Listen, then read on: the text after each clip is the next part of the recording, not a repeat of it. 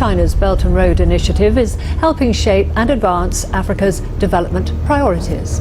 South Africa has indeed been one of the pioneers in the relationship with China. I think it's also joined China and other countries in the BRICS. China is investing heavily in infrastructure throughout Africa as part of its Belt and Road Initiative. Is this something that is good for Africa in the long term, or is it just colonization and exploitation version 2.0? Let us know what you think in the comments. In this video, we'll break down the details so you can make your own decision. Who's involved, who benefits, and what are the long-term repercussions of these investments? Africa is being carved up for its resources. Again, in the heart of Africa, tracks run where elephants once roamed. But long before these trains, Africa was carved apart, not by railroads, but by rulers sitting in European boardrooms. By the late 19th century, colonial powers, Britain, France, Belgium, and others, had sliced up nearly every inch of Africa during what became known as the scramble for Africa. The prize wasn't just territory, it was what lay beneath. Gold, oil, copper, diamonds, rubber. Africa is one of the most resource-rich continents on Earth. But for generations, its people remained some of the poorest. But the roads and ports built back then weren't for Africans. They were pipelines for extraction, feeding distant empires while leaving the continent itself disconnected and hollow. When independence swept the continent in the mid-20th century, it was a double-edged sword. It came with optimism and chaos. Borders drawn by outsiders became fault lines. Tribes were divided. Rivals were forced to share nations. Some countries collapsed into civil war. Others were overtaken by military strongmen backed by Cold War powers, both Western and communist.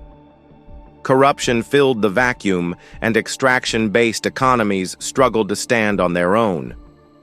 The colonial powers left, but they never cleaned up.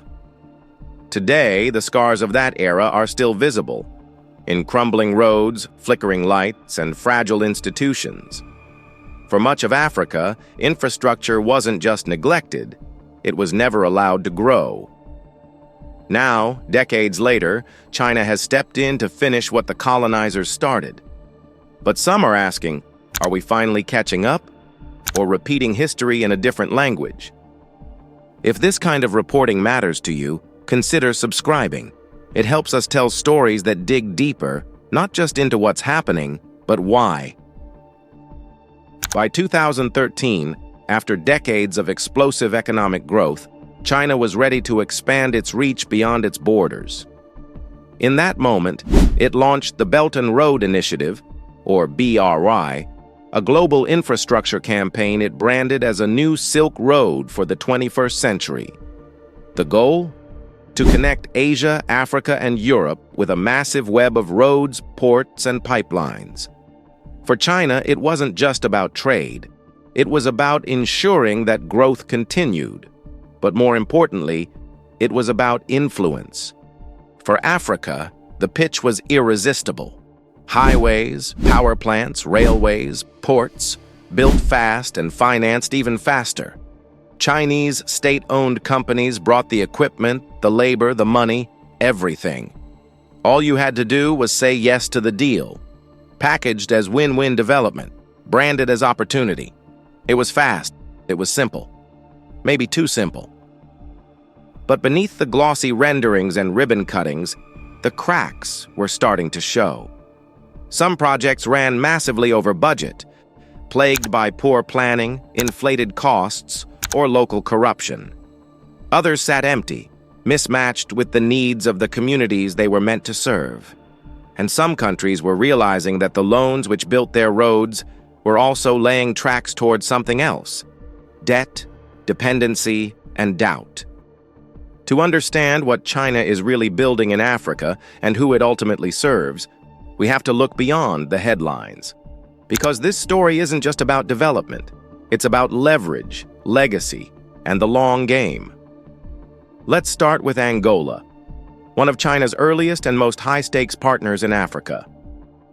In the early 2000s, Angola was still recovering from decades of civil war.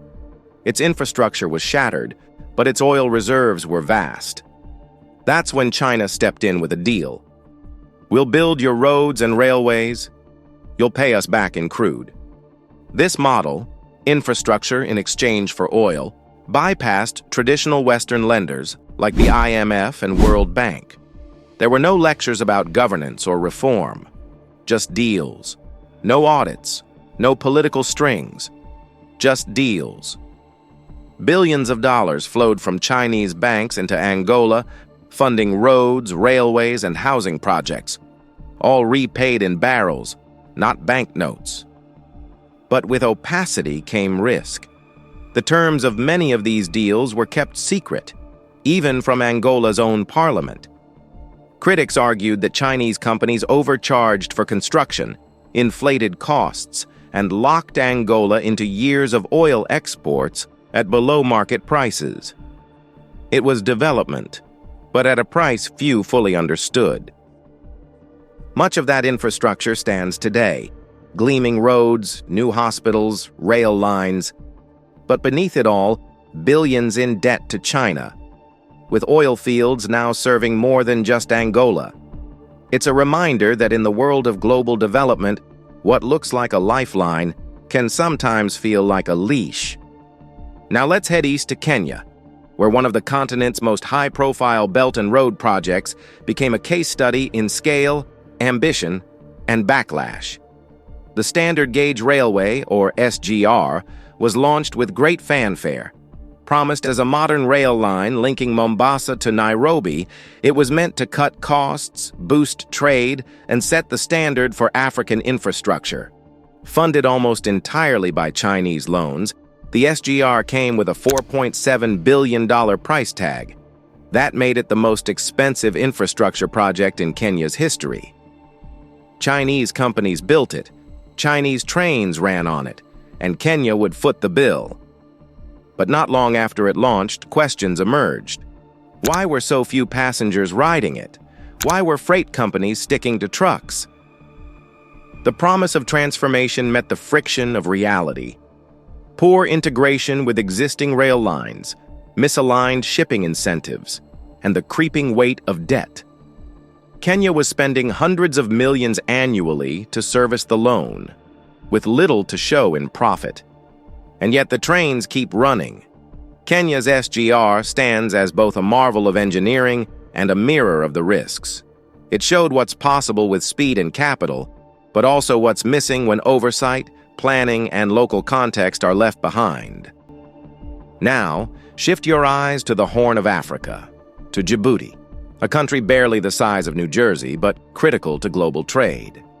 Located at the mouth of the Red Sea, Djibouti is a strategic choke point, the gateway to the Suez Canal, through which nearly 10% of the world's trade and 40% of Asia-Europe container traffic flows.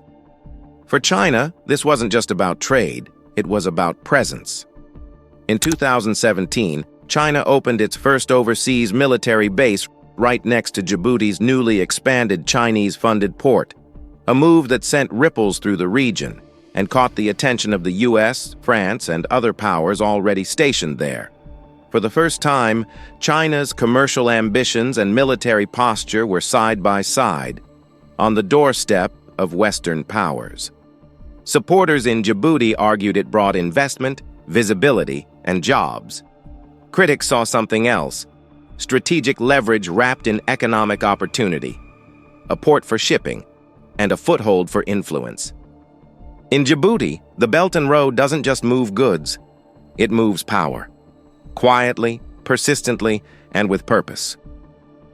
Across 3 countries, we've seen different faces of the Belt and Road: oil deals, railways, ports. On the surface, infrastructure.